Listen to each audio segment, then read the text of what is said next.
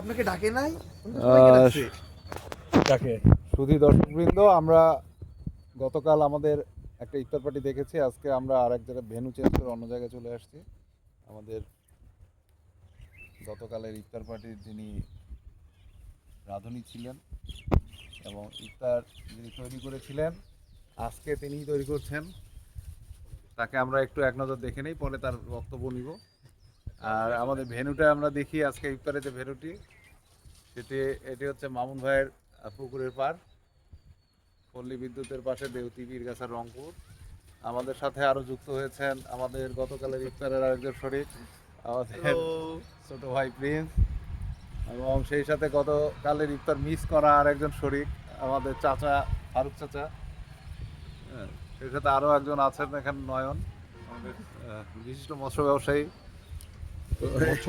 মৎস্য বিশারদ।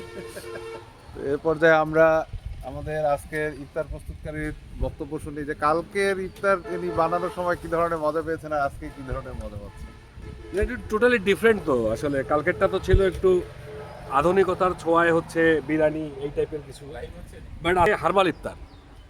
ইনগ্রেডিয়েন্টগুলো বলেন। হ্যাঁ, ইনগ্রেডিয়েন্ট এখানে দেওয়া আছে হচ্ছে চাইনিজ ক্যাবেজের লিফ দেওয়া আছে, তারপরে হচ্ছে এই যে কি বলে তুলসী পাতা দেওয়া আছে, সজনা পাতা দেওয়া আছে, রসুন দেওয়া আছে, রসুনের পাতা দেওয়া আছে, কাঁচামরিচ আছে, একদম ফ্রেশ টমেটো দেওয়া আছে, মাঠ থেকে অর্গানিক টমেটো দেওয়া আছে।